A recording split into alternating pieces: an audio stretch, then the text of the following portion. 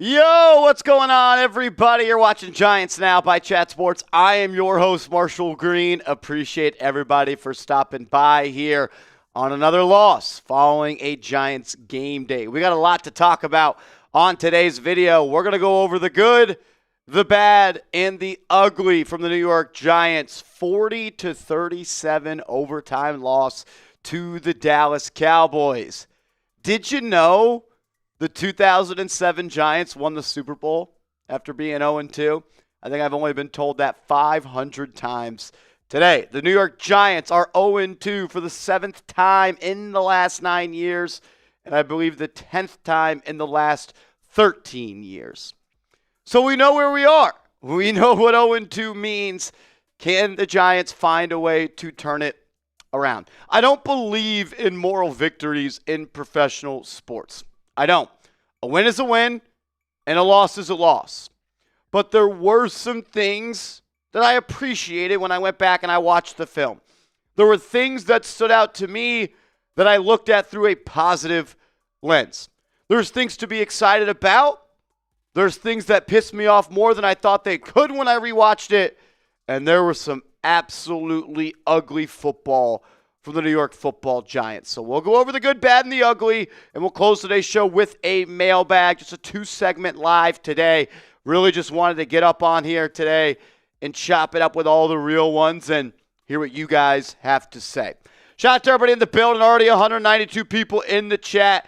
If you haven't yet, give me a real one down below. It is easy to quit on the New York Giants as they are 0-2 yet again. But the thing that I love about the community on this channel is they do not quit. And they're going to stand 10 toes down behind this football team. So if you bleed Giants blue, no matter what the record is, give me a real one down in the comment section, and we'll give out shout-outs. Michael W. in the building. Drew hanging out. Keith, what's happening, my man? Scott Phillips. MJ. CTM. Always a pleasure to see you in the chat, Corinne. Hope you're doing well. Noski, what's happening? Matthew O. Matthew I. Air. Your mother. Anthony. Fabian. Christopher. Thomas. GTS. Pharaoh. Jack. Anthony. Luis. Michael Vasquez. What up, Vasquez? The Gaming Cube. Zach Vela. Bryce Edmonds. Seth Gross. Jack. Mark from Boise, Skillsmatic, Blue Fang, Miles, that dude, Jam Eugene, Joe G, Jason Ortiz, Sleazy, Mark, Jason, Justin, Jack, Dylan. Shout out to everybody in the building. We appreciate y'all for being here. If everybody could take 2 seconds to hit that thumbs up icon, that would mean a lot to the boys and girls here at Chat Sports. We are growing like crazy because of all of you. It's crazy how YouTube channels work.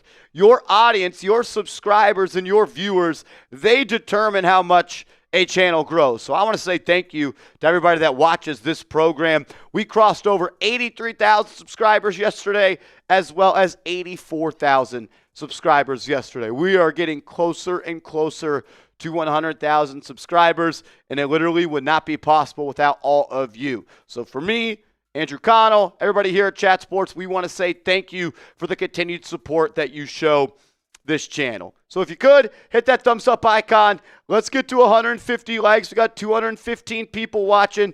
More people that like the video, the more Giants fans are going to pop in the chat today. Noski says, Marshall, I thought you were going to have a stroke during the game yesterday. So did I, brother. So did I. But I realized it wasn't because of how I was reacting. It was because I was watching the New York Giants put together another all-time collapse. Another all-time collapse. And that's what they did. They choked. It was brutal. I know a lot of people were upset about the video that I put out on the channel this morning. One thing I would like to say is I wish people would watch videos with an idea to understand and not to respond. So many people said that, Marshall, you're trying to trade Russell Wilson after he had his first good game. What's wrong with you? That's not the point. It's actually the opposite of the point. I'm trying to sell high on a player. I didn't want to trade Russell Wilson this morning because he had a bad game yesterday. He didn't have a bad game. He was the best player on the Giants offense outside of Malik Nabers. The point was that the New York Giants are going to be handing the baton from Russell Wilson to Jackson Dart sooner rather than later. If the Giants don't beat the Chiefs, then you're 0-3 playing the Chargers, who look like one of the best football teams in the league right now, and you're 0-4. How much longer do you think Jackson Dart is going to be sitting on the side with the Giants at 0-4? So the idea was Russell Wilson just had his best game in a long time. You're going to be moving off of him sooner rather than later. There's a team in Cincinnati that's trying to capitalize on their early success with a hurt quarterback. Maybe they look to trade for one. And guess what report came out after I put that video out? Adam Schefter reporting the Cincinnati Bengals are calling teams across the NFL to try to trade for a quarterback. That's all it is. You could be mad at me if we have different opinions. That's all good. Trust me, I don't agree with everything that you guys say either, and you're not going to agree with everything I say either. But we're here. We're going to be watching this team all year long, as we always do. That's just where I'm at. I don't back down from my opinion. My opinion is I think the Giants should. If the Bengals want to trade for Russell Wilson, listen to the call and try to get the absolute most that you can from them. Shout out to y'all. Shout out to Michael Champlin coming in with a $2 super chat. Shout out to you, my man. 3:15 on a Monday, and Shane Bowen still has a job. Look, I love ripping Shane Bowen. I think he's an unqualified defensive coordinator. But when you go back, and you watch the tape, the players deserve a lot of blame as well, especially on the defense in the fourth quarter and overtime. There was missed tackle after missed tackle after missed tackle. Bobby Okereke, garden grass on 2nd and 19, playing like a robot. There were a lot of mistakes made by players, but I do agree. Shane Bowen is unqualified. I don't think he should be the defensive coordinator of this team much longer. We're trying to fit a square peg in a round hole with Shane Bowen. The Giants need a defensive coordinator that's going to play fast, aggressive, downhill football. And Shane Bowen wants to play soft coverage and have you make mental mistakes, and the Giants capitalize off of that. It's just not how this team was built, and it is Shane Bowen's way or the highway, and we're seeing the repercussions of that. Michael, I would move on from him. I would have fired him after last season. I mean, John Mara, unprompted, said that the Giants defense needs to make a major change in the offseason. They did not. You've given up 910 yards of total offense for the first 2 weeks of the NFL season. It's the most of any team this year, and it is 90 more yards than any other team. The second worst defense giving up yards this year is the Baltimore Ravens, and they've given up like 810 yards. You've given up 900 plus yards. So, yeah, not good there. Jaquix, what up, my man? $5 super chat. Salute to you, brother. Thank you for being here. This loss can hopefully just motivate them at least. Such an unfortunate loss. Yeah, that one, I was talking with some viewers after the show yesterday, and I told them this was the worst loss, most painful, heartbreaking loss. I have watched the Giants take since starting this channel. My first season covering the New York Giants for Chat Sports was the 2021-2022 season. This was worse than the thumping of a playoff loss that you took to the Philadelphia Eagles. This is worse than, in my opinion, 40-0 versus the Dallas Cowboys. Yeah, this one sucked. There's one of two ways. You're at a fork in the road right now. Does this loss act as a knife into a hot air balloon and now you're done? Or does this show you, hey, we can compete? We're just a couple of missed assignments away from being able to win a game like that on the road. And do you take it and move positively forward, or do you feel sorry for yourself and go left and quit? we'll see what this team is all about. We're going to figure it out real quick. Shout out to you, my man, JJ, always showing love. Ziegenman72, what's happening, my man? Thank you for being here. Thank you for always showing love. We should get Marsh and the new Giants defensive coordinator. At least Marsh is able to do his job properly. Look, Shane Bowen knows more about football than I ever could have. Shane Bowen has forgotten more about the game of football than I could have ever dreamed to know. But sometimes football is simple. When it's 2nd and 19, when it's 2nd and 10, and you're trying to hold a team out of field goal range, probably not the best idea to have your corners playing 20 yards off and sacrifice an 18-yard stop route in the middle of the field when you're going up against a kicker that's good from 70. The Giants should have been playing much closer coverage. They should have been playing much tighter coverage, and they should have been playing with a higher intensity level. There are multiple plays in the fourth quarter and overtime. Even in overtime, when I think it was the pass to George Pickens on the slant to the left, it got the ball to about midfield, and then they just ran the ball up the middle for 5 more yards to get into field goal range, and we got Javon Holland 25 yards down the field guarding nobody. Like, you're taking your players out of position to make a play. Shane Bowen knows more about football than I could ever dream. Sometimes you don't have to be the smartest man in the room to find an easy solution. To me, it also just seemed like a lack of urgency from some of the players late in the game. Like there wasn't let's cut them off here. Like let's play up a little bit. Let's maybe not try and just give up chunk play after chunk play. Just kind of lackadaisical a little bit in those crucial moments at the end there. I went back and I watched the game again last night. I watched the All-22 film this morning. The Giants looked tired. There was a lot of hands on knees. I thought the Giants looked tired. Abdul Carter was huffing and puffing. He was taken out of the game late because he was tired. And I get it. It was a long game. Defense was on the field for a long time. So was the Cowboys' defense. So was the Cowboys' offense. That game was there for the taking. And what sucks is we're in year 4 of this regime. And I get it. Dave Gettleman dug you in a deep, deep hole. But it's year 4, Andrew Connell, and we're still trying to teach this team how to win football games. Not how to beat another team. Because the Giants beat the Dallas Cowboys on the football field yesterday. But they have not grasped how to win football games. Winning is contagious. Losing is the most contagious thing in sports. And right now, the New York Giants don't know how to field wins. They don't know how to get it done. It's I don't know how I wanted to phrase this, but it's making those little plays at the end, not shooting yourself in the foot. Just not beating yourself, really, kind of like the Giants did there. And there's here's what I want to say. There's no moral victories in year 4 of a regime. Like, it's not, okay, we're almost there. No, it's year 4. You should have been there last year.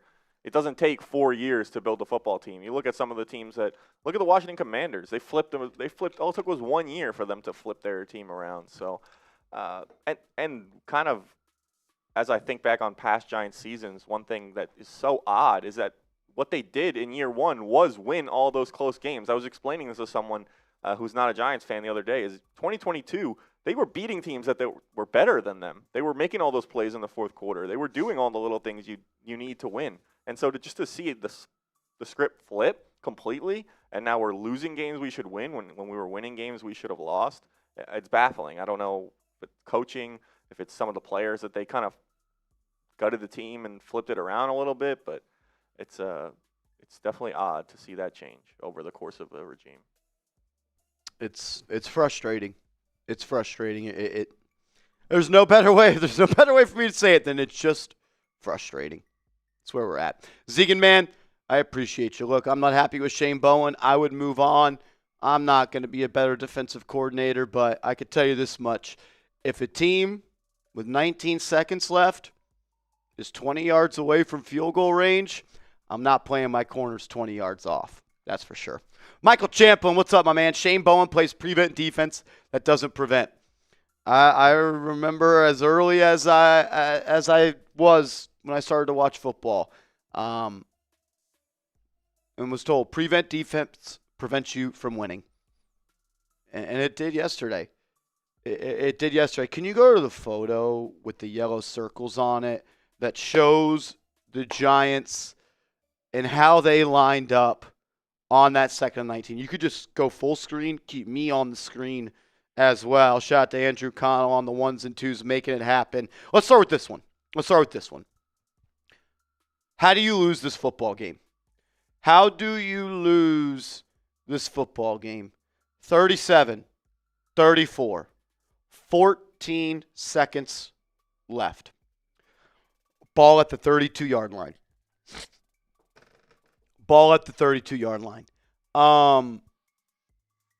They are about 15 yards away from field goal range. They have the best kicker in the NFL.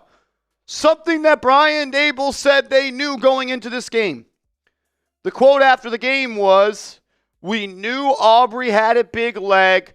We played tight coverage, and we tried to get aggressive on the defensive line." First down, you did. Kayvon Thibodeaux made a big play on first down. Where's the tight coverage? This corner's 12 yards off. The linebacker and the big nickel and Dane Belton is 10 yards off. The corner at the top of the screen is 10 yards off. And the slot corner right here is 8 yards off. 2nd and 10. 14 seconds left in the game. Ball at the 32-yard line. And you lost. You didn't? You lost. It's unbelievable. You know why you lost?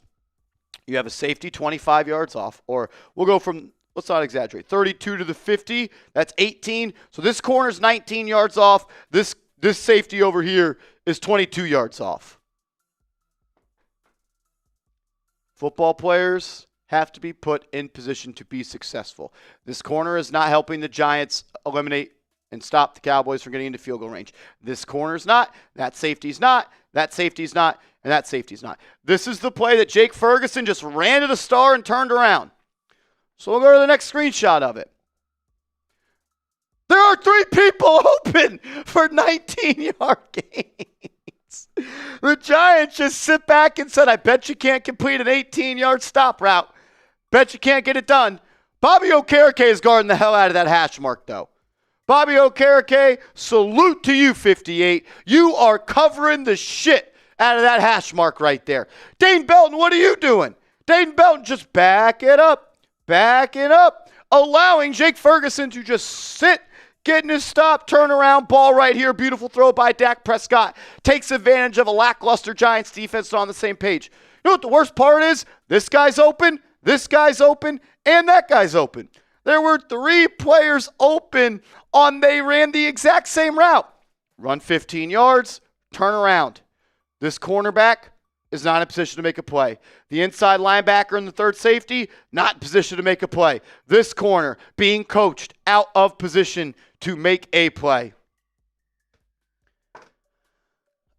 It's extremely frustrating. It's extremely frustrating. You didn't lose the game because of one play, because of one coaching decision. But man, oh man, when the game's there for the taking, you just got to drop them and you got to make a play. When the game is there to be won, go and win the game. Shane Bowen did not put his team in position to be successful and win the game. 14 seconds left. Ball at the negative 32, and you lose. Yeah, Mr. Rick, you're right. That hash mark that Bobby Okereke's guarding, good thing he's guarding him because the Giants have lost a lot of games with the completions to the hash mark. I wish I could show you guys the video. It's on my Twitter. Go watch at @MarshallGreen_. Bobby Okereke is literally doing nothing. He's guarding nobody. Dane Belton in the middle of the field, guarding nobody. Very, very frustrating. He's just not, I don't think he's got it. I don't think Shane Bowen has what it takes. I'm getting worked up again. I hate it here. Michael Champlin, what's up, my man? Yeah, you're right.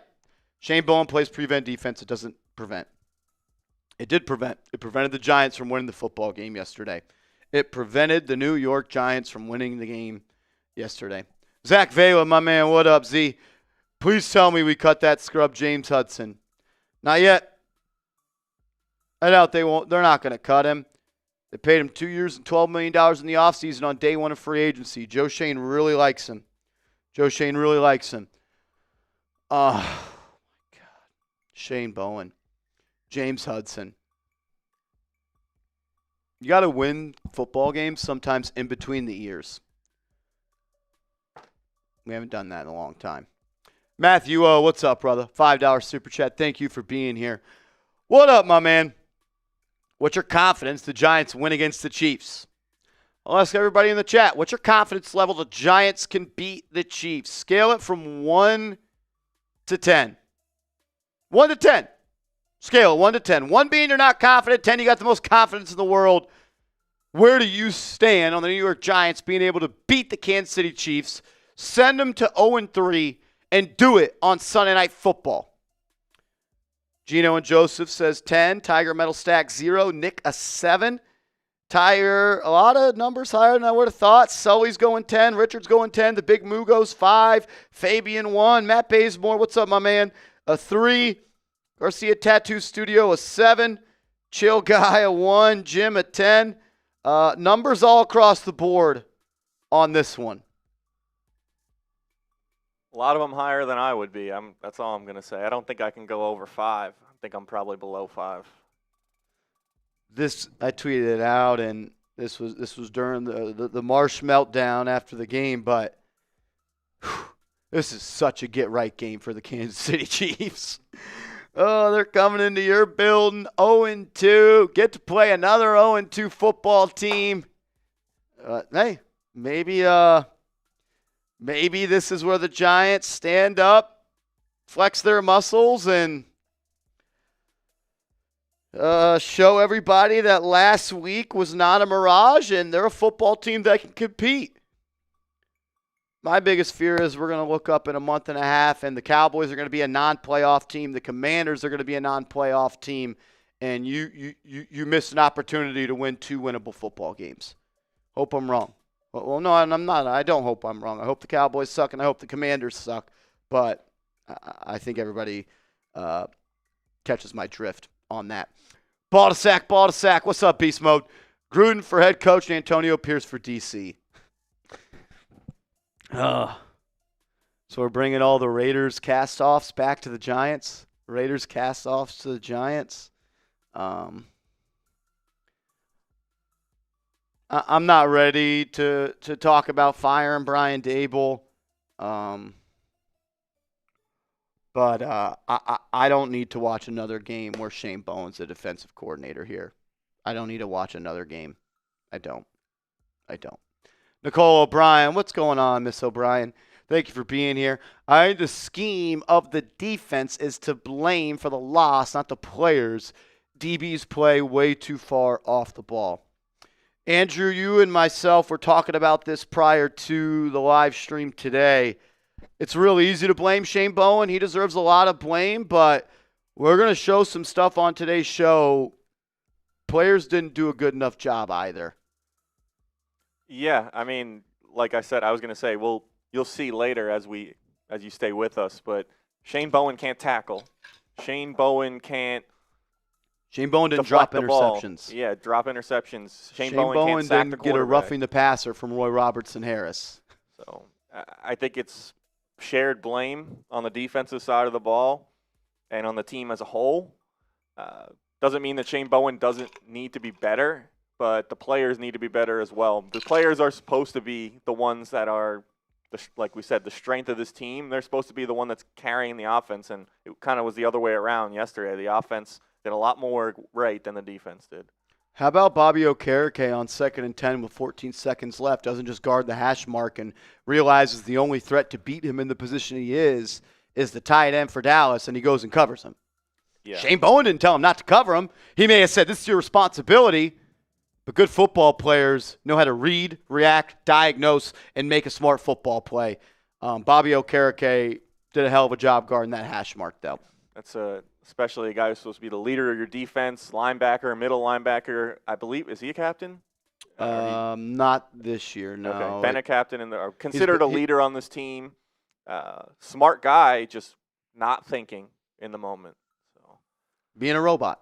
Just being a robot. He told me I got the hook curl zone on this side of the hash, not that side of the hash. I don't know. Oh, man. Jinx, he eats. My man, thank you for being here. Thank you for the super chat. Shout out to you, my man. I'm losing faith that Daboll can manage a coaching staff. What about you, Marsh? Love the show.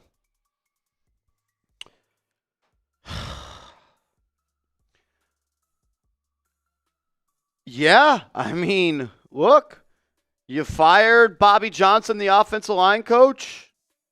He looks like he's doing pretty well in Washington. You're on your second defensive coordinator as a head coach in your fourth year in Shane Bowen.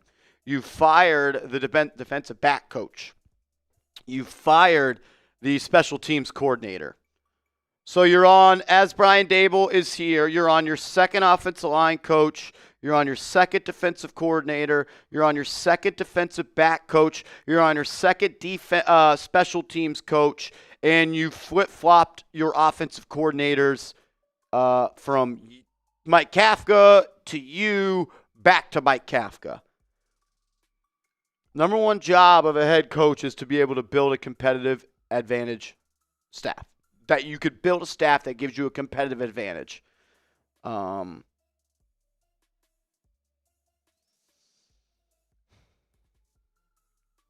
Look, I like Brian Daboll. I know I've yelled before for him to be fired. I do like Brian Daboll.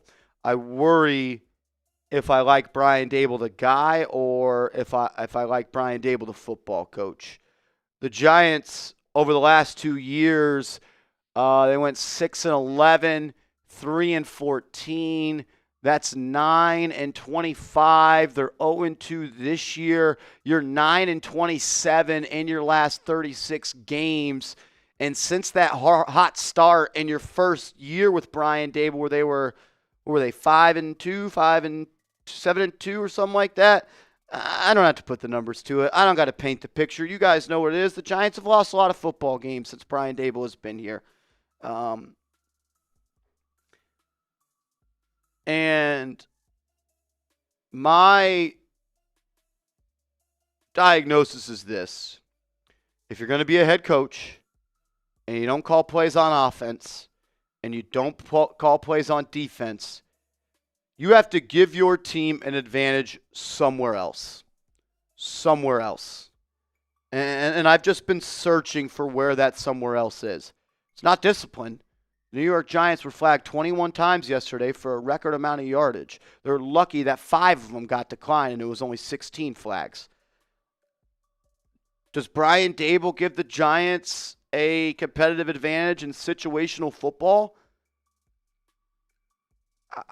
I lean towards no in that department. Are the Giants in like this? This is pee-wee-ish to say. Are the Giants in better shape than the other team? They looked like they were huffing and puffing yesterday.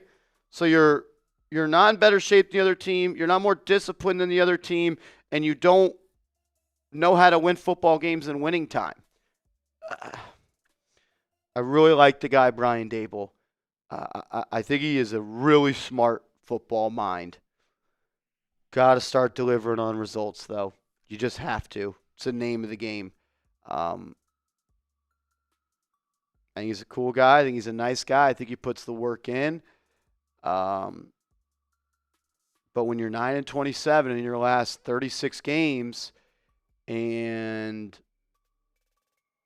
you're now losing games you should win when you're up by 3 with 14 seconds left and the ball is on the -33 and you lose, I can't blame anybody that says losing faith in Daboll because I'm right there with you. I'm right there with you. Thanks for watching, my man. Thank you. Jordan, or Lord Jordy. Jordan. I don't know which one it is. Was that the same person? It just like switched names. That was weird. Yeah, it switched literally as we were putting it on the screen. It was Jordan DeWall. I don't want to butcher that last name, but it has to be. I assume the same person, just changing their name. So actually sent in 2 $5 super chats. So that was the first one, and the question got on the second one here. Shout out to Lord Jordy95. Thank you for being here. Thanks for supporting the show. Says, how much would winning this Sunday change the way you feel about the season? I think we could beat the Chiefs. 8 out of 10, your confidence level.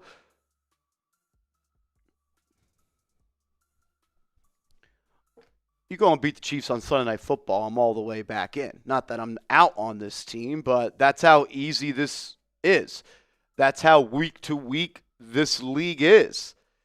I mean, there's not a soul in this chat that would say a win on Sunday Night Football against Patrick Mahomes doesn't move them. That puts all the belief back in this fan base. And then it's going to make the loss in week 2 hurt that much worse. Because then you should be 2-1. Yeah, a win on Sunday changes everything. And a loss on Sunday, 0-3. So, yeah, a win on Sunday, season remains alive. But let's not forget what happened last year. You're 0-2, and then you beat the Browns in week 3. Vibes are high. Then you're 2-3, and then you go 1-11 in your last 12 games, right? I think it was 10 straight. I think they lost 10 straight, beat the Colts, lost the last game of the season. Yeah. So, yeah, you beat the Chiefs. We're all back in. Is this Giants team going to send Patrick Mahomes and the Chiefs into their first 0-3 start in his NFL career? I sure hope so. Mark from Boise, what up, man? Shout out to you, Mark. Thank you for supporting the channel. What would a DC hiring even look like this early mid-season? Are there precedents to this? Do we trust the interim being a part of this staff? I think if the Giants were to fire Shane Bowen, they would promote Andre Patterson, the defensive line coach, to defensive coordinator. Andre Patterson was the defensive coordinator and assistant head coach for the Minnesota Vikings under Mike Zimmer. Now Zimmer was the defensive mind. He was the one that called the plays. But yeah, I don't think you'll bring someone in externally at this point. I think it would be a promote from within. And I think it would be Andre Patterson as the first man up. He's at least done it before in this league. But so I just would have fired Shane Bowen this offseason. There were a lot of good defensive coordinators up for grabs this offseason. Yeah, I think that was kind of my follow-up before you got there was if they really thought Andre Patterson was an upgrade, they would have done it in the offseason.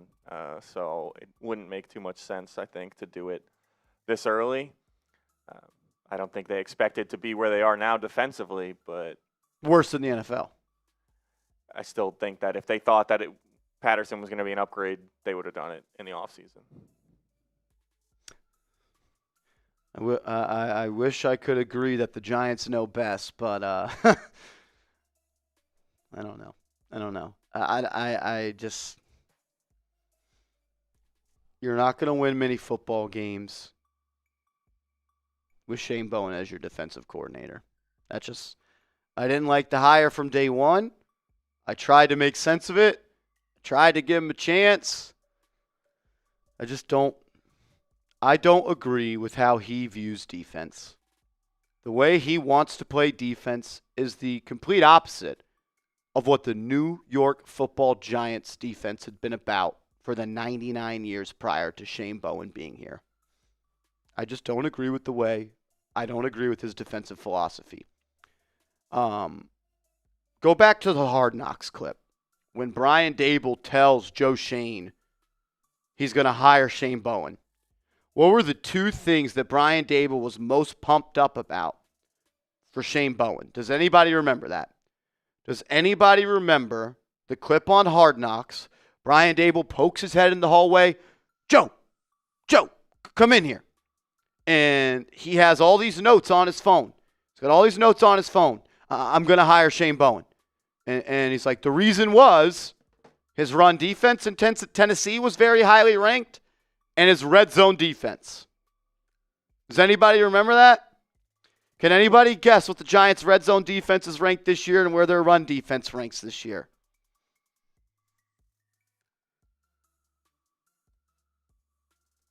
The red zone defense is the second worst in the National Football League.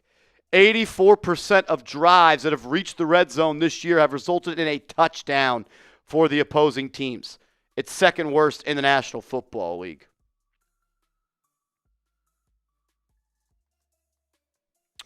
And when it comes to defense and stopping the run,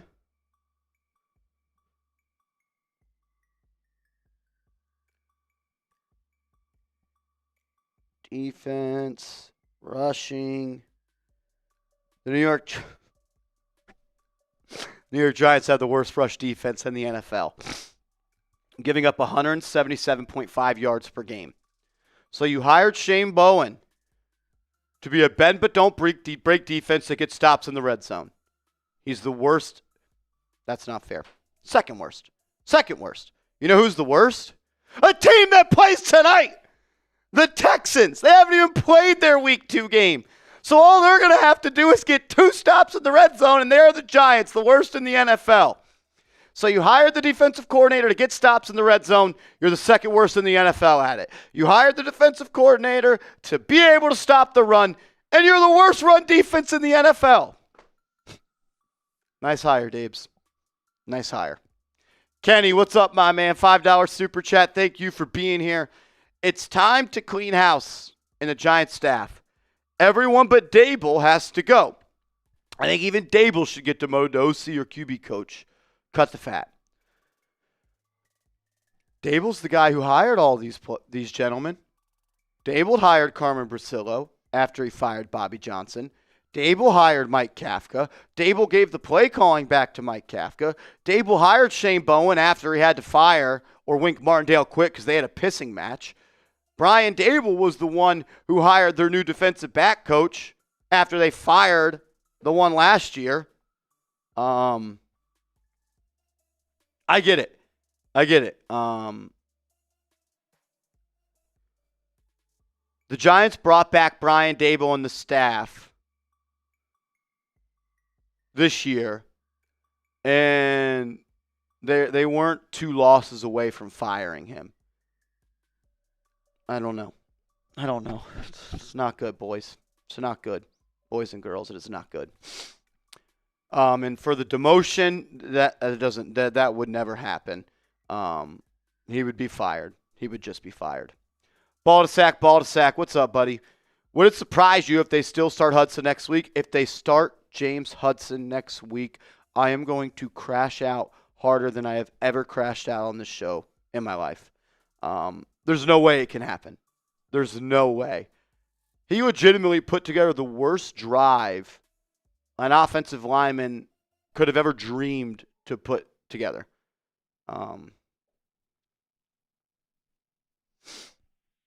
I would start Marcus Bowe at left tackle, and when Andrew Thomas comes back, I would start Marcus Bowe somewhere else. He's a top 5 offensive lineman on this team. Needs to be on the football field. Sahagan's Detail, my man, what's happening, brother? Thank you for being here. Always showing love to the channel. They need to fire Bowen. Cut Hudson. I like our offense. It showed our full potential, but we need better discipline, coaching, and how about Gilmore?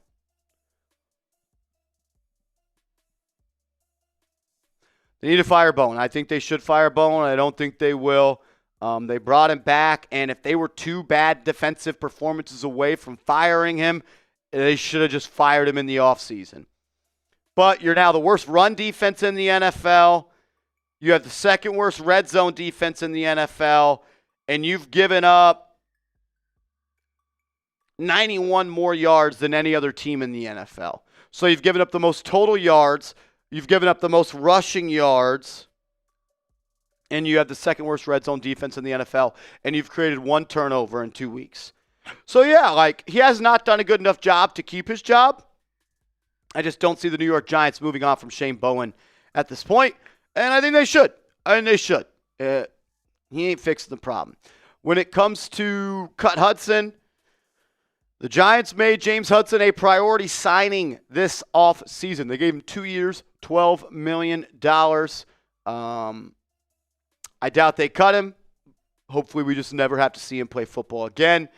I like what our offense showed. I agree. I thought the offense was good. The offense was very good. You put up 37 points. You should have won the football game. The Giants offense gave your team the lead 2 times in the final 2 minutes and 50 seconds. You should have won the football game. We need better discipline. We absolutely need better discipline. The Giants were flagged, I believe, 21 times yesterday. 5 of them were declined, and I think it was the most penalty yardage the Giants as a team has suffered this century. And how about Stephon Gilmore? I don't think Stephon Gilmore wants to play for the New York Giants. They should have signed him last year. But yeah, I don't think he wants to be here, and I don't even know if he wants to play in the NFL at this point. Zegan Man 72 back again. Thank you for being here.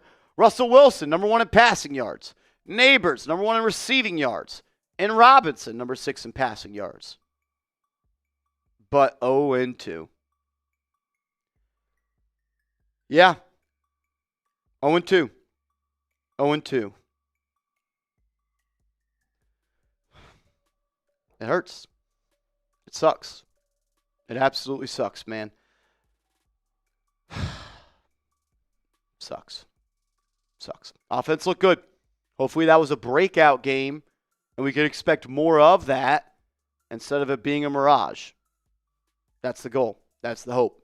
That's the prayer. Chiefs 575. What's up, my man? $10 super chat. Thanks for stopping by. Chiefs fan here. My brother Chad, who I lost in January, was a huge Giants fan. This game is going to be hard to watch, but Chad wouldn't want me to miss it. I love you, Chad. Hope it's a great game. My man, sorry for your loss. If everybody give me an RIP Chad in the comment section, that would be awesome. I wish I had better words to say than that, man. That's heartbreaking. Prayers for you, prayers for your family, and hopefully the Giants can get a win for your brother Chad. I think it'd be pretty cool. Thanks for stopping by. Rest in peace to your brother, my man. That's heartbreaking. G-Men for Life, $20 super chat. What's happening, my man? Thank you for being here. Thank you for the kind contribution. What has Daboll done well for you to be so loyal? I don't think anyone's called me loyal to Brian Daboll. I think I did 10 videos last year saying he should be fired. My thing is, if you were 2 more losses away from firing Brian Daboll, you should have just fired him in the offseason. I live by a philosophy of this. If you're 1 more X, like if you're 1 more anything away from making a decision, just make the decision. Like, to put this into perspective, if I was 1 more mistake away as the host of this channel from being fired, Chat Sports should just fire me. Because if you're 1 more anything away from making a critical decision, you're already there. So if the Giants were 2 bad defensive games away from firing Shane Bowen, they should have just fired him. If you're 2 more losses away in the offseason from firing Brian Daboll, you should have just fired him. Perfect example, the San Francisco 49ers. They cut their kicker, Jake Moody, after last week. If they were 1 more missed kick away from cutting Jake Moody, they should have fired him and cut him before they gave him an opportunity to make 1 more mistake. Because if you are 1 more mistake away, that means that you got to that point because there was mistake after mistake after mistake. So I said it last year, and I believed every word I said of it. The Giants had a perfect opportunity to hit a hard reset button. Number 3 pick in the draft, cap space, and you could start a new regime, rookie quarterback on the way. So when it comes to what has Dave's done for you to be so loyal, I'm not loyal. I think I've been pretty damn clear on how I feel about Brian Daboll. I like him as a person. I think there's something in the back of my head that says I think he could be a good head coach. But when you're 9-27 over your last 36 games, it doesn't really matter all that much. When it goes, shit flows uphill, you know that. DJ suck, but Dave's kept him for years with no improvement. Why is Neil still here? Traded Barkley? They did not trade Barkley. They should have traded Barkley. What has he done well? Got you to the playoffs in his first year here. Won a playoff game. Since then, not a lot of great. Not a lot of great. Not here to stand up here and tell you Brian Daboll's the man for the job. I'm not going to do that because I don't know if he is. I saw someone earlier in the comments say Brian Daboll got this job because of Josh Allen. So if that is true, which I think in a large part is true, and I think nothing new that Brian Daboll does this season before Jackson Dart plays is going to have a bearing on whether or not he's the Giants head coach next season. They kept him because he succeeded in developing quarterbacks in the past. Obviously, Jones, he got a playoff season and win out of Daniel Jones, and then he regressed, had some injuries. I think they kept him because they wanted to give him a chance to identify and develop a quarterback. So it's on him to determine, one, when Jackson Dart's ready to play, to be determined, and then how he plays once he's in. That's really going to determine whether or not Brian Daboll remains head coach of the New York Giants. 100% agree. You hired him to identify the next guy, develop the next guy, and put him in a position to be successful. If you were to allow Brian Daboll to draft the quarterback of the future and then trade up for the quarterback of the future, and then you're going to fire him 2 games in after he hasn't even gotten a chance to play that quarterback, that's about as backwards as it gets. But the Giants have been as backwards as it gets since 2017, worst record in the NFL. So, yeah, I don't know if what I said really answers what you're saying, but those are my thoughts. Philosopher E, what's happening, my man? $5 super chat. Thank you, bro.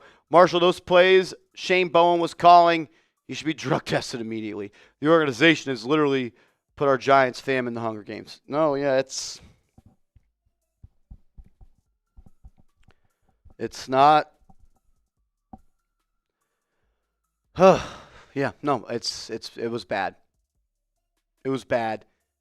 Not good. Game was there for the taking, and you didn't take it.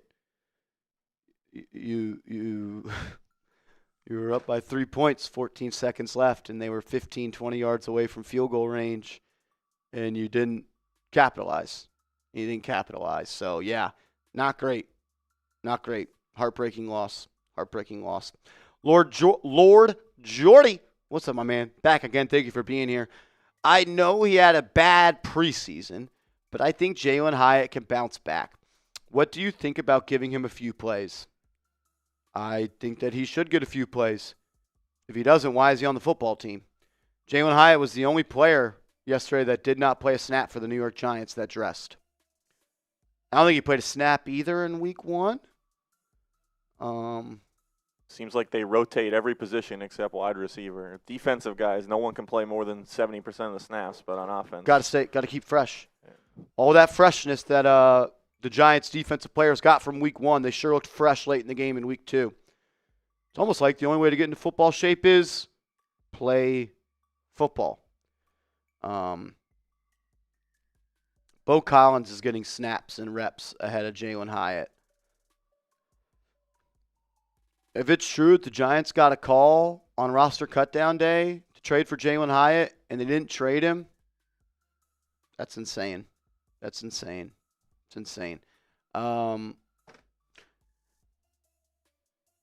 Yeah. They have not managed the Jalen Hyatt experiment great. And he hasn't either. It's a partnership of doom between Jalen Hyatt and the New York Giants. They're both to blame. Maybe the player more so. So Hagen's Detail, what up, my man? His job will be saved because of Dart, Marsh. That's the goal. That's the hope. That's the dream. Like, the Giants could lose every game the rest of the season until Jackson Dart comes in. But if there is a belief that Jackson Dart, once he plays, is the franchise quarterback going forward, Brian Daboll's not getting fired. And Brian Daboll is, if Dart next year continues to play well, and get better, and he plays well, like, Giants aren't firing Brian Daboll if Jackson Dart is good. Because the GM, the front office, they wanted Shedeur Sanders. Brian Daboll wanted Jackson Dart. They drafted Jackson Dart. So the only thing that matters at this point for Brian Daboll is, did he identify the right guy? Is he able to develop the right guy? And is he able to put him in a position to be successful? If he checks those boxes, he's going to be the head coach of this team for a long time. And if he does check those boxes, I want him to be the head coach of this team for a long time. We saw how important good quarterback play is in this league just yesterday. I know we haven't seen it in a while, but we saw how important that is. Get the ball back less than a minute in regulation, down by 4. Russell Wilson, 55-yard touchdown to Malik Nabers. Yeah. We are going to do a mailbag coming up on today's show. A lot of super chats are coming in. We will prioritize super chats that are New York Giants applicable. But if you guys want to ask questions about what do we got to do to beat the Chiefs, are there moves the New York Giants need to make, what's coming next, hashtag Giants in the comment section, including your comment, take, reaction, thought, prayer. And if you want to skip the line and guarantee yourself to get on screen and get in that mailbag, you can go ahead and super chat. Shout out to everybody in the building, 366 people watching. Can we get to 200 likes right now? Can we get to 200 likes right now? Can we get 34 people to hit that thumbs up icon?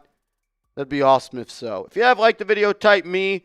Andrew Connell will give out some shout outs here for everybody that's shown love to the channel and click that thumbs up icon. All right, you heard the man. Like the video, and if you have, type me, and we'll get some shout outs going on. Tiger Metal Stack, Paul Sarka. I'm ready to give shout outs, and they're not coming in. Here we go. Rennis Smith, Jonathan, Master of Coin, LD Root, Odin, Seth Gross, Joshua Kemp, MB Goblin, Cha, Karen. 5 likes away from 200 likes. If you could, please hit that thumbs up icon. Sebastian. Someone asked if I'd do a beer shotgun. Jack. We get a $50 super chat. I'll do a beer shotgun. Monday afternoon, beer shotgun. Greg Farrell, H-Town, Chris George. And there we go, Marsh. We're at 200. Shout out to everybody. Let's hit that thumbs up icon. All right, let's dive into the first video we got. Then we got a mailbag to get into the good. Because everyone tells me I'm too negative, even though the Giants have lost 27 of their last 36 games. So we'll go over the good, we'll go over the bad, and we will go over the ugly from the New York Giants' loss against the Dallas Cowboys. All righty. If you just want to push it over and get the next graphic ready, we can roll with that. Shout out to y'all, 350 people in the building, already over 2,250 people have tuned in. We appreciate you guys. Trust me, I know it's hard being a fan of this football team, so it means a lot to me that you guys continue to show up, watch this channel. This community is the best. I say it every time. I've been on every channel here at Chat Sports. I've produced videos for almost every channel here at Chat Sports. It's the best damn community we got here, and I'm super thankful for that. Best fans in the world. You guys deserve better. You deserve better. All right, you ready? Coming up on today's show, I'm going to list out the good, the bad, and the ugly from the New York Giants Week 2 performance against the Dallas Cowboys. Everybody tells me I'm too negative and pessimistic, so let's talk about the good first. Before we do, though, I don't believe in moral victories in professional sports. I do not do that. but I am proud of the way the New York Giants fought yesterday. I'm extremely proud of the fight and resilience they showed, especially the offense. If you're proud of your New York Giants despite the loss, hit that thumbs up icon for me.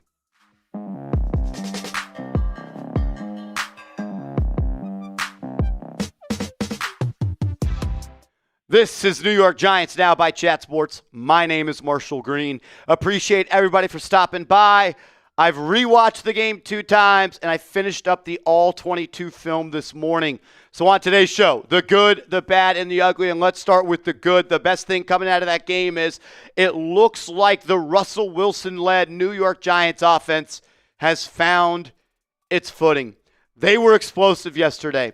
They created chunk plays. I believe Russell Wilson was 7 for 11 on throws that traveled more than 20-plus yards in the air. And we've said it time and time and time again. If you want to score points in this league, you got to create explosive plays. The Giants did that, and it's no shock that they scored 37 points, 500 yards of total offense, 422 yards through the airs after you take away the sack yardage. You didn't run the football all that well, 4 yards per tote, but you were able to get some tough yardage when you needed to. Unfortunately, a very costly interception by Russell Wilson. But overall, I thought he was great, man. He threw for 450 yards. It was the first time a New York Giants quarterback has done that, I believe, since Eli Manning. And I believe it was in 2013 in a game that you lost to the Dallas Cowboys. So isn't that pretty funny? Russ was awesome, man. When you needed to make a play, he went out and made a play. The Giants, with 2 minutes and 45 seconds left on 4th down, he hits Wan'Dale Robinson for a 50-yard touchdown. Puts the team in the lead, in the driver's seat to go and win this football game. Giants defense allows Dak Prescott to drive it down their throat. Russell Wilson gets the ball again with under a minute left, and he puts 6 more points on the board, finding Malik Nabers. A beautiful moon ball from him, and it looked awesome. Russell Wilson looked like he's got this Giants offense ready to score points. I like the way Cam Scadaboo played yesterday. An extremely costly drop on 4th down. An extremely costly drop on 4th down. But he brings a swag, an energy, a confidence, and a physicality to this team. Mr. Contact Balance. That's why that's his nickname. Runs hard, runs in between the tackles. Had that awesome run when Jackson Dart came in on that full house package zone read. Scadaboo found the lane, put his foot in the ground, got north and south. I believe he's the best running back on this team, and I thought by the end of the year he'd be RB1. I think we're getting there a little bit more and more. Malik Nabers. The Giants got one. The Giants got one of those guys in Malik Nabers. He is special. He is elite. He is dynamic. Both of the passes that he hauled in for touchdowns on Sunday were unreal. There's only a handful of human beings that could do what he does on the football field. Special player. He's going to be a Giant for a really long time, and he's going to be an impactful player for a very long time. He is the gas in the tank of this Giants offense. Keep fueling up. Keep giving him chances down the field. Major salute to Wan'Dale Robinson as well. I think he's been the brightest star in the sense of players that have shined the brightest when they were kind of thought that they weren't. The expectation coming in this year that Wan'Dale Robinson was not going to be in a similar type of role, a similar type of usage as last year. He has turned in from a check down merchant on 3rd and long to a big play machine down the field.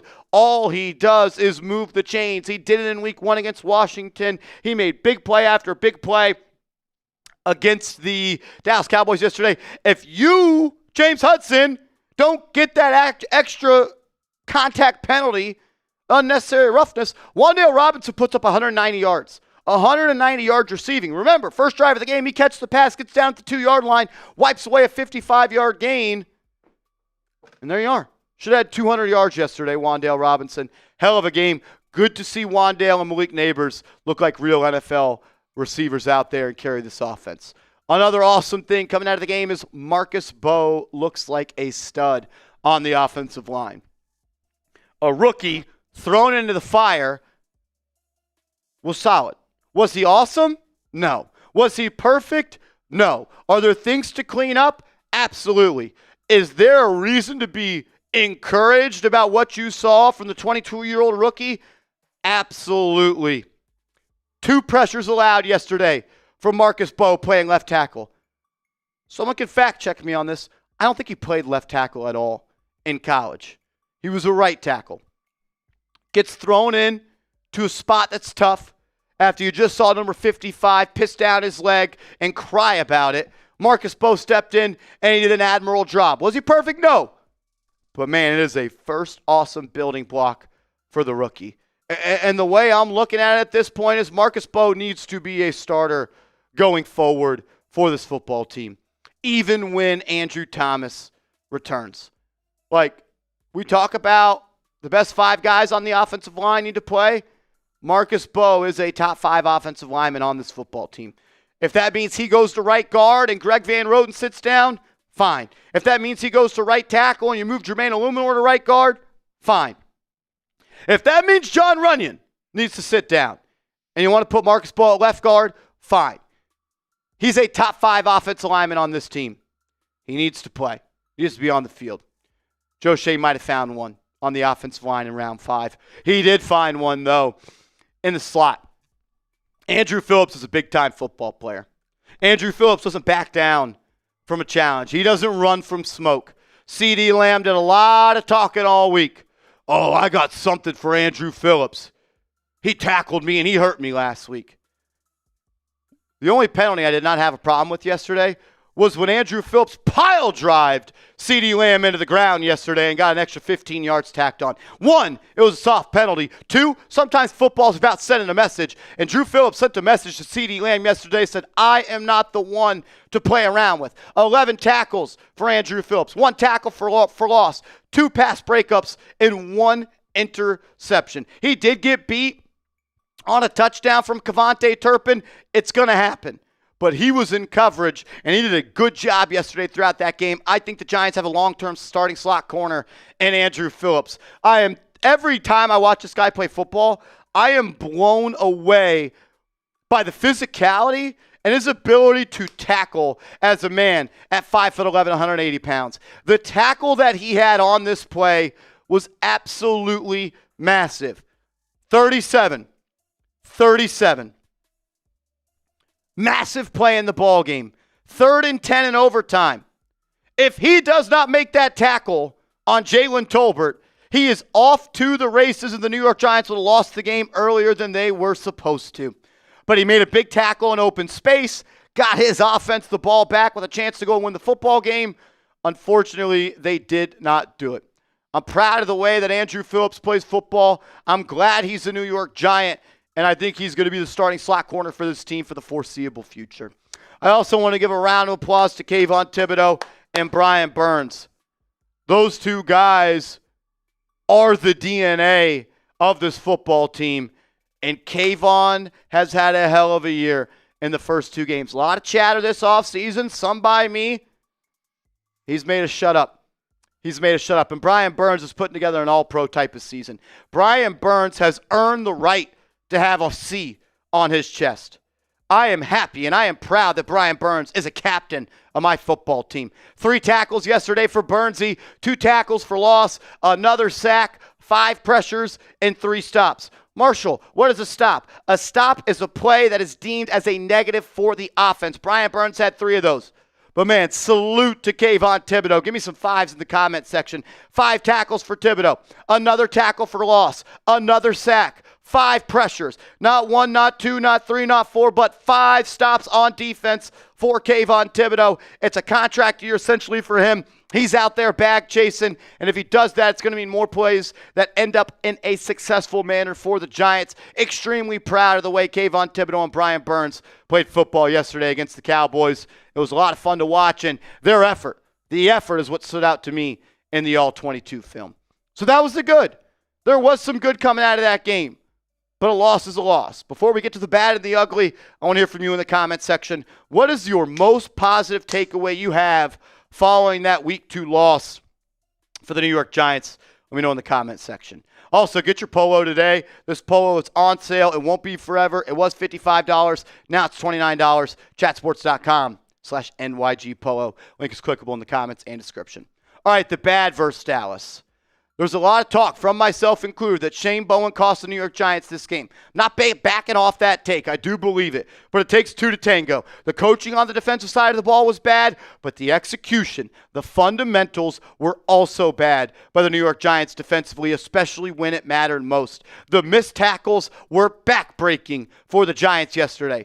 11 missed tackles in totality. I get it. You don't practice tackling in the offseason anymore. There's not that many fully padded practices. The Giants don't bring players to the ground in practice. But there was 11 missed tackles yesterday that seriously cost the New York Giants yesterday. Look at this play right here. The New York Giants are down 16-3. Somehow, some way, this is a 30-yard touchdown run by Javonte Williams. You can't even see Javonte Williams in the picture. But the Giants over pursue. They do not tackle. And it's a 30-yard touchdown for Javonte Williams on 1st and 10.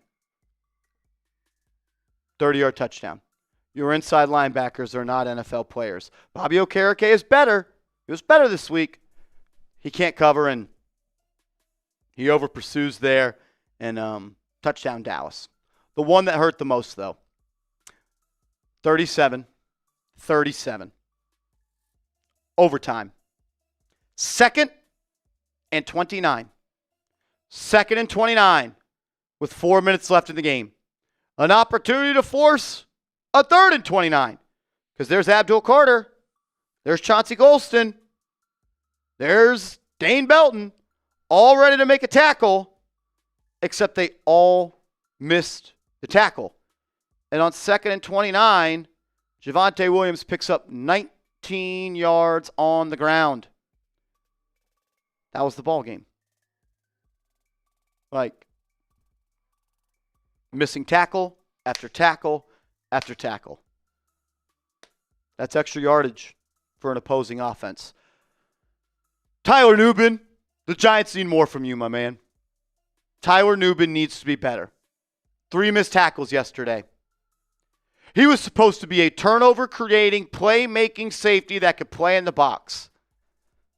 Through 18 games of his NFL career, I have not been, 19 games now, I have not been impressed with Tyler Nubin.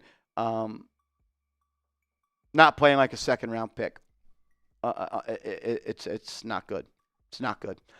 The fourth quarter in overtime defense for the New York Giants was very bad. And ultimately what cost you this football game, as well as the penalties, which we'll get to a second. The Giants defense versus the Dallas Cowboys in the fourth quarter and overtime allowed 148 yards across 20 plays. That's 7.4 yards per play. A defense and how good they are is measured when they are needed to be their best, when they have to get stops. When they have an opportunity to win a game, they go and do it. Giants didn't do that. They had the lead after the Russell Wilson touchdown to Wan'Dale Robinson with 2:55 left in the ballgame. They gave that lead up. Russell Wilson does it again, finds Malik Nabers for 50 yards with less than 50 seconds left in the ballgame. They don't get a stop there. The Giants' defense was not good enough when it needed to be its best. And the complementary football is missing in action for the Giants. When the Giants' offense has to be great, they weren't great in overtime. They couldn't be stopped in the fourth quarter. They needed to be great in the fourth quarter. I get it. They were awesome. They were not good in overtime. When the Giants' defense has to be great to go and win the football game, they do not. And it comes back to the little things. Red zone offense, red zone defense. The New York Giants have moved up from the 32nd best red zone offense to the 31st red zone offense. The Giants are not good enough to leave points on the board. I know a lot of people are going to talk about Marshall. They shouldn't have went for it on 4th down following that Andrew Phillips interception. Sure, that sounds good, but how about Cam Scadaboo just catch the football? How about you just execute? How about you just do what's needed to win a football game? Cam Scadaboo catches that football, chains are moving, we're going to go punch it in for 6. And I don't have a graphic for this, but your red zone defense is the second worst in the National Football League as well. So you have the second worst red zone offense and the second worst red zone defense in the NFL. How are you supposed to win? How? And to the ugly from the game. Penalties. We all know it was bad, but it makes it that much worse when you sit back and you realize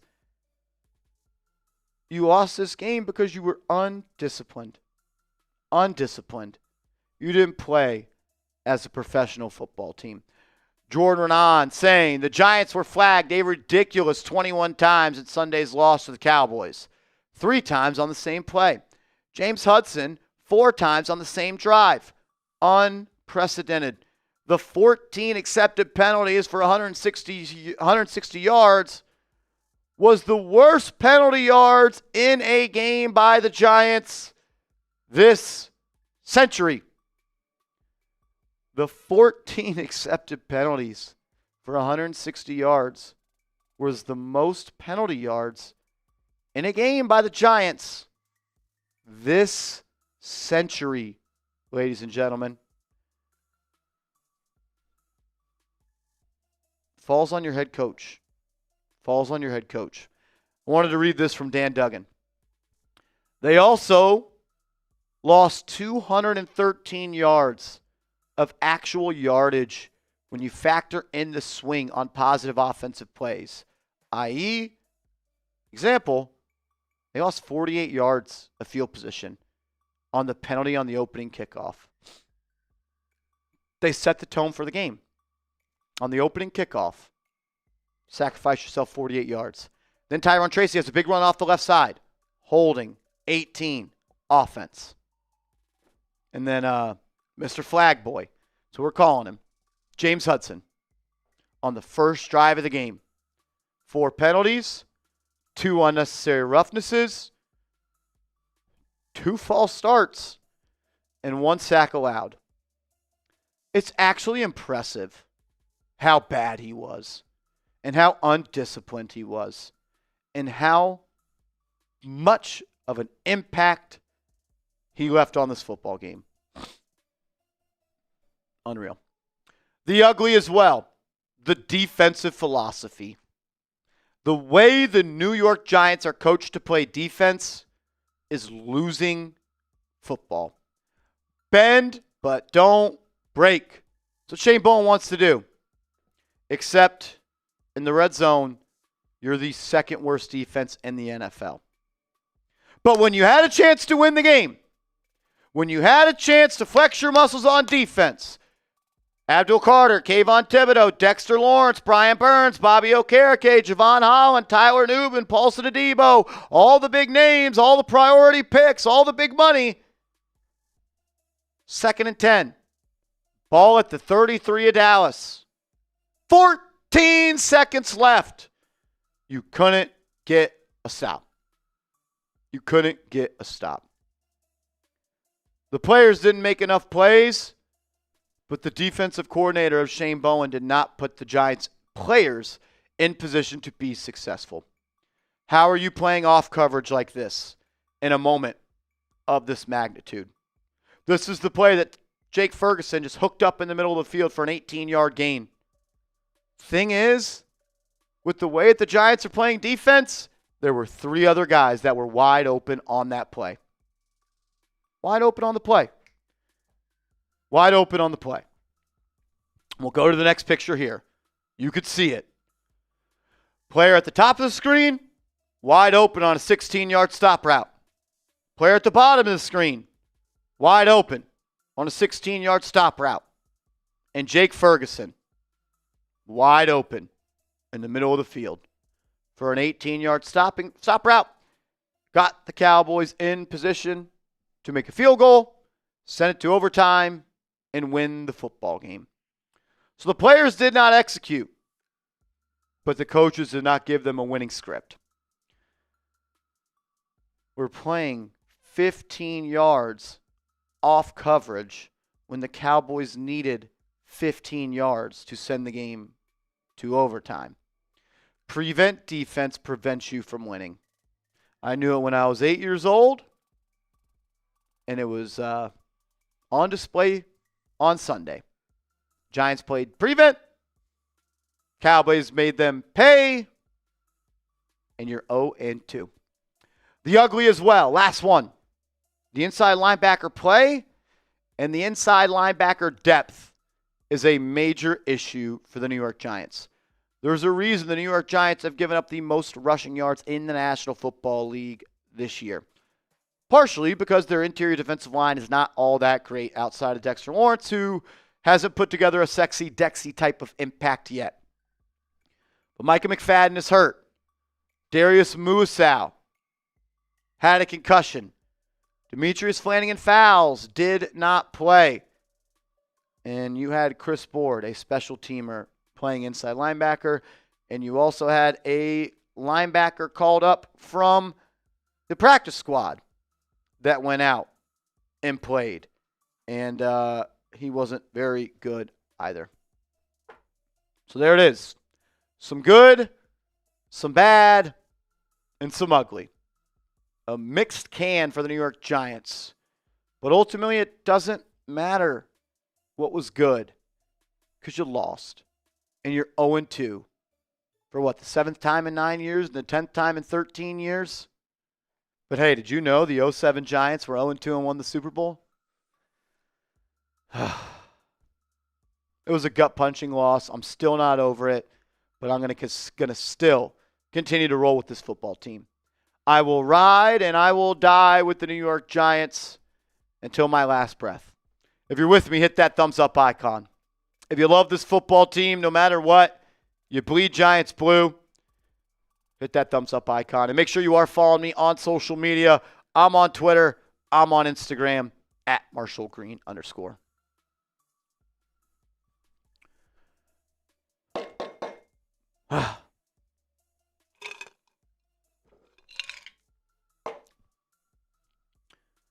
Late Boomers Club, comment of the day. Nah, I'll take an entertaining loss over a boring-ass win.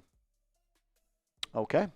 We will never agree on anything football-related. I'm not. What's the point then? Are you? I mean, I guess if you're just watching football for entertainment value, yeah. If you're a neutral party, 100%, I'd rather see a more exciting game. But if you care about which team wins, like that's the whole point. So. Maybe it must be like one of those fantasy football only guys who just watches Red Zone for fantasy. Who knows? Who knows? Oh, Lordy. What was the most positive takeaway you have coming out of that Week 2 game? Most positive takeaway you have coming out of that Week 2 game?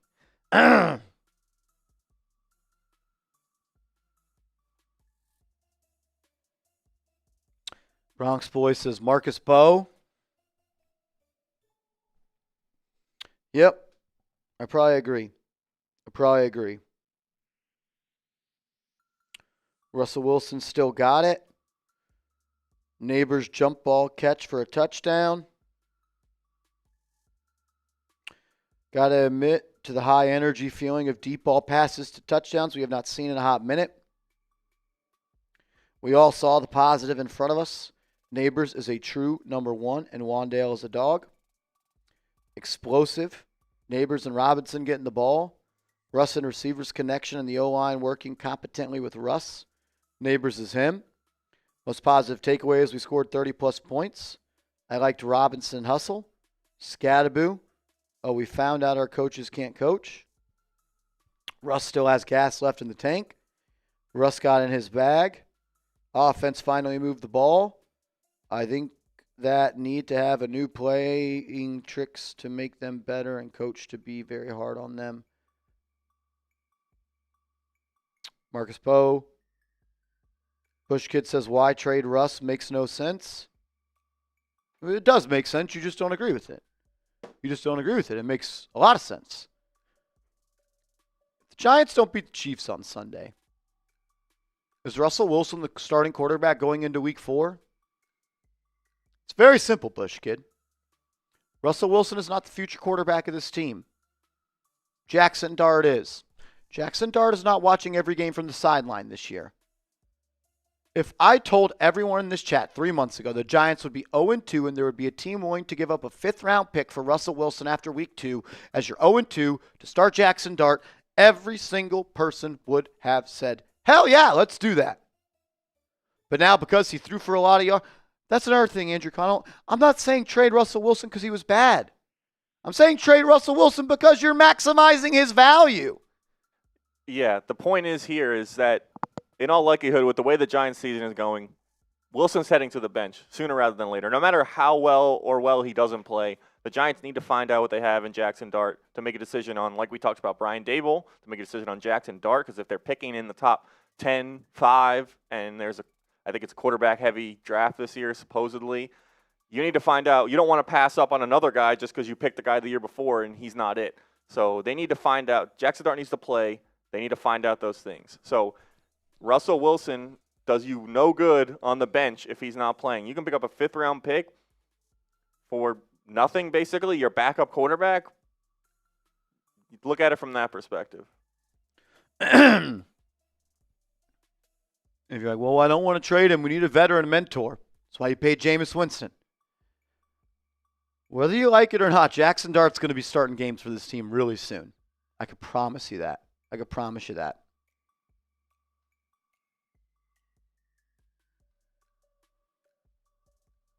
Just a reminder, we are going to be doing a mailbag. We will be prioritizing super chats, and we've had a good amount of those come in, so thank you guys for the support.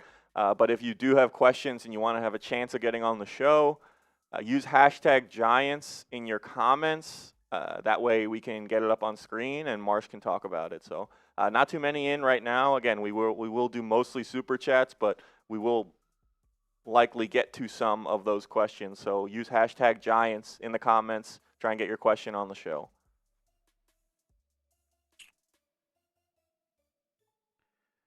If you haven't yet, get your question in.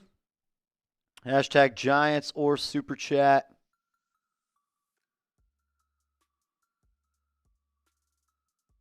Shout out to everybody in the building. We appreciate y'all. If you haven't yet, hit that thumbs up icon. Last chance to get your questions in.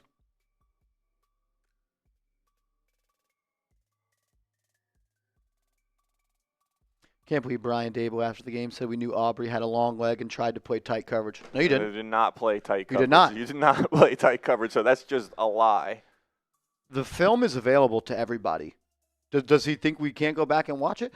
If I was a reporter, I would print that picture out and said, correct me if I'm wrong. This is not tight coverage, is it? He had no excuse, and he had to say something. I think the question is, did Shane Bowen know that Brandon Aubrey could make it from 70 yards out? Defensive coordinator. I'm only supposed to focus on defense. So special teams is not my job. Not great. Not great. Bush Kid, what up, my man? I would get rid of all the coaches. I don't really know what to say to that. I don't really know what to say. I'm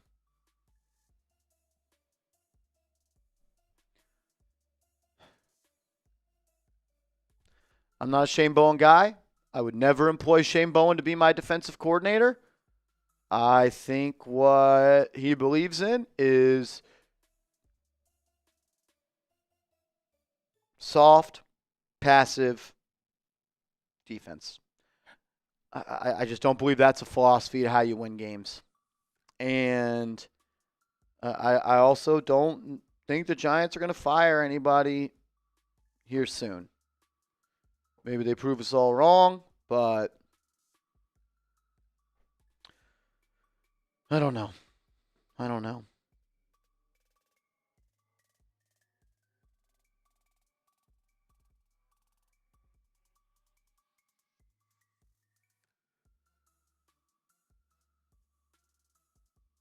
I don't know. It's Mrs. Chaw's birthday today. Imagine, Mr. Rick, if they could have won a football game for Mrs. Chaw. That would have been cool. That would have been cool.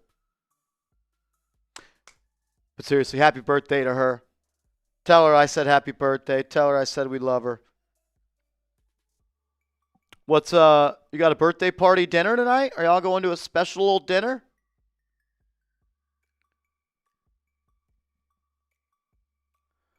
Oh, Lordy. All right, let's dive into this mailbag.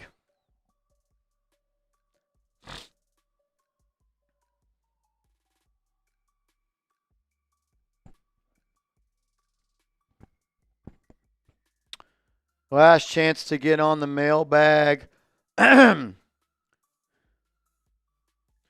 Friday, her favorite restaurant? Love that. Love that.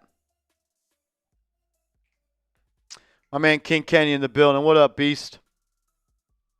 What's up, my man?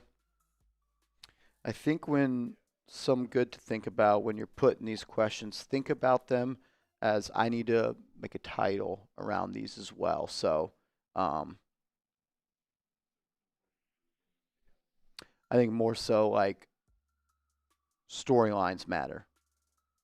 You know what I'm saying?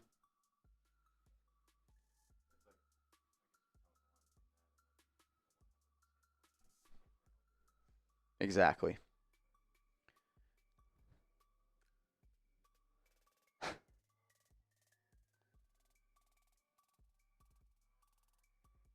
People really didn't like the video I put out this morning. That's hilarious.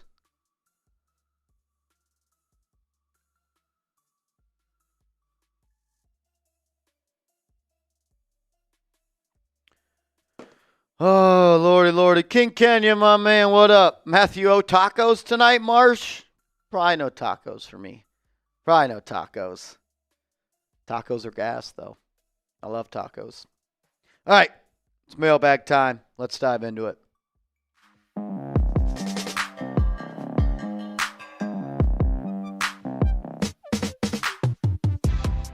This is New York Giants Now by Chat Sports. I am your host, Marshall Green. Appreciate everybody for clicking on today's video where we are going to do a mailbag, where we are reacting to what all of the real ones saw in week one. So make sure you are subscribed to the channel because this mailbag, it was recorded on our live show that we do every single Monday during the season. So if you didn't get your question on the show, it means you weren't there on the live show and you missed a heck of a lot of fun. Matthew O, my man, first question coming in on today's video. Thank you, my man, for the $5 super chat. What up, Marsh? What's your confidence the Giants can win against the Chiefs? I think there's a way the Giants could beat the Chiefs. I think there's a way that the Giants can get a win. They're going to have to play their best game of the season, though. They're going to have to play better than they did against Dallas. They're going to have to play better than they did against Washington. For a lot of people know what 0-2 means. And 0-2 for the Giants doesn't hit nearly as hard as 0-2 for the Chiefs, because that's a team that's trying to go win a Super Bowl. And I think the biggest Giants fan and homer in the world would agree that the Giants are not a Super Bowl-ready team. But the Chiefs are going to come in playing like their season is on the line. That this era of Chiefs football is on the line. They're going to be motivated. They're going to be ready to rock and roll. Giants are going to have to play their best ball. What's my confidence level? 3.5 out of 10. 3.5 out of 10. That's kind of where I'm at this point. Lord Jordy, what up, bro? $5 super chat. How much would winning this Sunday change the way you feel about the season and team? I think we can beat the Chiefs. His confidence level is an 8 out of 10. How much would winning this Sunday change the way you feel about this team? It would change everything how I feel about this team. It would give everybody that watches this team and calls themselves a Giants fan hope and a belief that they are on their way to being a successful NFL team again.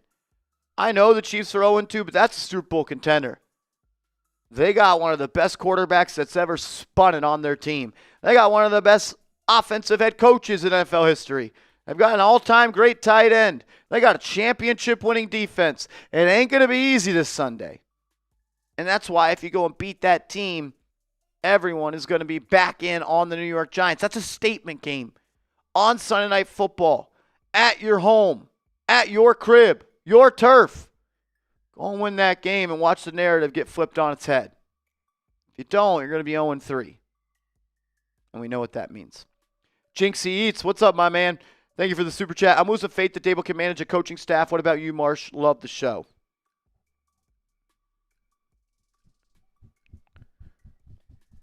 Yeah, I mean, look, the Giants are 9-27 in their last 36 games. 9-27 in your last 36 games. It's kind of just blind faith at this point. It's blind faith. There's nothing tangible that's really happened over the last 36 games that tells you I got faith in Brian Daboll.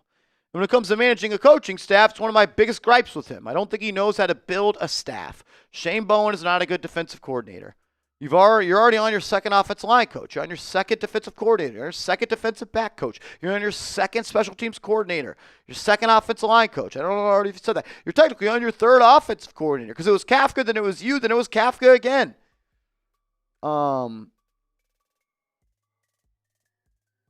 Yeah. I mean, I think Brian Daboll's a good football coach. I don't really know if he is, though. I don't really know. What's your biggest takeaway from the Week 2 loss to the Dallas Cowboys? I would love everybody to get in the comment section. Let me know your biggest takeaway from the Week 2 loss against Dallas. Sound off for me. Mark from Boise, $5 super chat. What's up, buddy? What would a DC hiring even look like early mid-season? Are there precedents to this? Do we trust the interim being a part of this staff? What would a DC hiring look like? I don't know if the Giants would bring in somebody from the outside to be the defensive coordinator at this point. I don't think the New York Giants are going to fire Shane Bowen. If they were, they would have done it on Monday morning.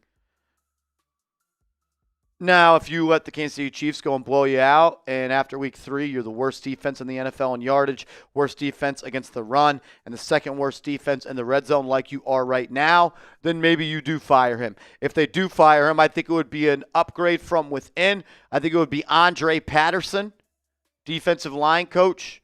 I think he would get the boost to the defensive coordinator job. Andre Patterson was the, let me just make sure I'm saying this correctly. In 2020 and 2021 with the Minnesota Vikings, he was the co-defensive coordinator. He was the co-defensive coordinator in 2020 and 2021 with the Minnesota Vikings when their head coach, I'm blanking on, Mike Zimmer, Coach Zimmer was their head coach. So he's at least had the title of being a defensive coordinator. I don't think he actually called the plays. But, yeah, I think it would be an upgrade from within. Do I trust him? Well, I don't trust Shane Bowen. So, yeah, I trust the next guy just as much, or I guess just as little as Shane Bowen. Lord Jordy back again. What's up, Brody? I know he had a bad preseason, but I think Jalin Hyatt could bounce back. What do you think about giving him a few plays? Might as well. He's on the roster. He's the only player on the Giants that didn't play in week 2. I don't even know if he played a snap in week 1. I'll double check that right now. But yeah, only player on the team that did not play in week 2. He didn't play in week 1 either. So he hasn't logged a snap this year. So yeah, not good. Not really worried about Jalin Hyatt at this point. I think he's got 9 toes out the door. Yeah, not really worried about Jalin Hyatt.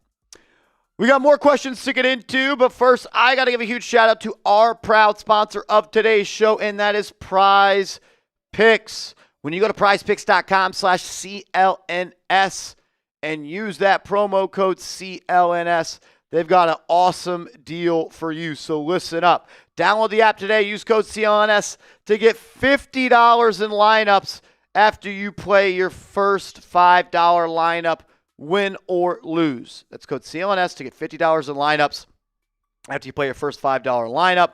It's super easy. Prize Picks, simple to play. Just pick more or less on 2 to 6 player stat projections. If you get your picks right, you could cash in. Also, Prize Picks puts their users first, so all withdrawals are fast, safe, and secure.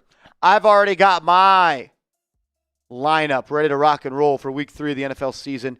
Give me the less on Tua's passing yards. Give me the more on half a rushing or receiving touchdown for Josh Jacobs.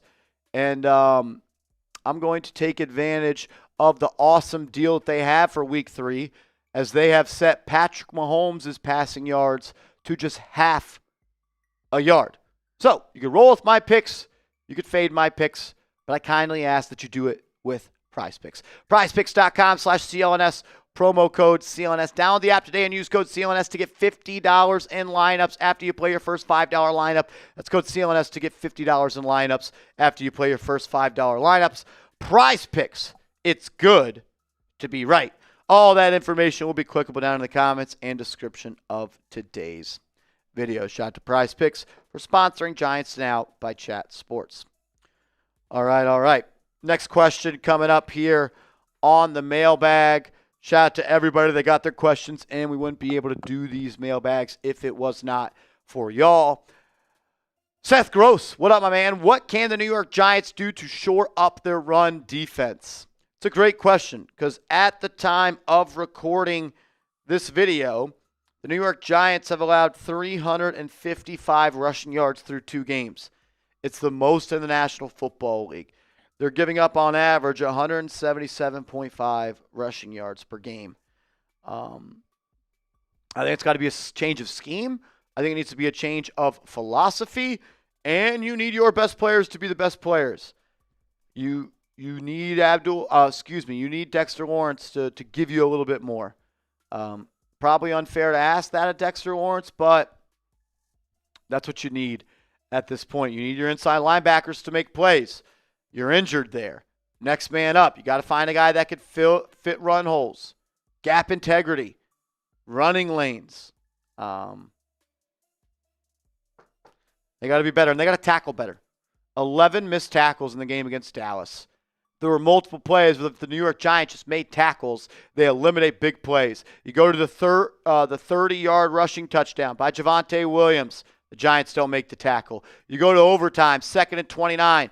The Giants don't make the tackle in the backfield. So a lot of things. David Hernandez, do you think a vet free agent signing is coming for the inside linebacker room? I hope so. I think it kind of has to at this point. If we go and take a look, Andrew Connell, at that Giants inside linebacker depth chart, there's a lot more questions than I think that room can answer. Like, Micah McFadden is not coming back for a long time. He's on IR, meaning he is going to miss at minimum 6 weeks. So you're going to need to find a way to get some quality play from some players at the linebacker spot that simply just aren't really NFL players. Like, no disrespect to my guy, I don't think Swayze Bosman is going to be the answer there. I don't think Chris Board is going to be the answer there. So the Giants need to find an answer at that inside linebacker room.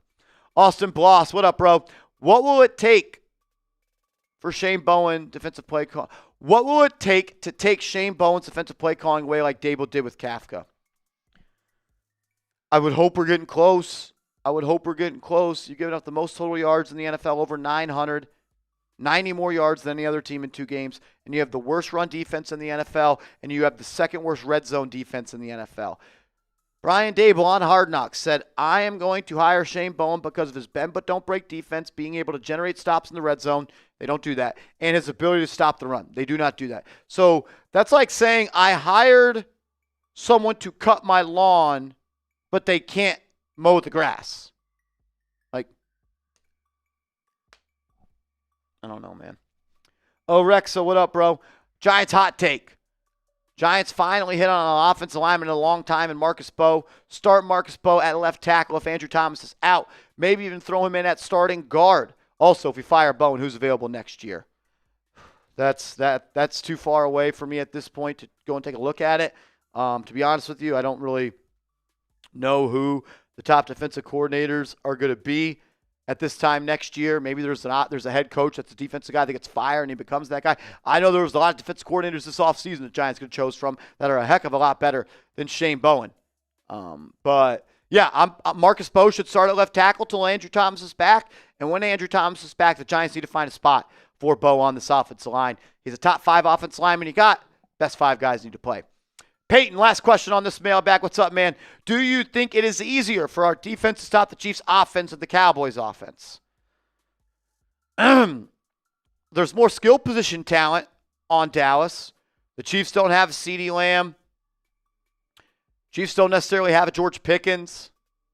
Chiefs' running back room is not that good. They do have a Travis Kelce. How much gas is left in the tank of Travis Kelce? But the Chiefs also have Patrick Mahomes. They may be 0-2. I still think he's the best quarterback in the NFL. So, yeah. Can Mahomes do it with a band full of backup singers? He's already done it a couple of times in the Super Bowl. That Chiefs offense is looking for a get-right game. And they're staring at the New York Giants. If you want to beat the Chiefs, you want to send them to 0-3, you want to make a statement on Sunday Night Football, the home opener at MetLife Stadium, hit that thumbs up icon for me. We'd really, really appreciate it. And make sure you are following me on social media. I'm on Twitter. I'm on Instagram at @MarshallGreen_.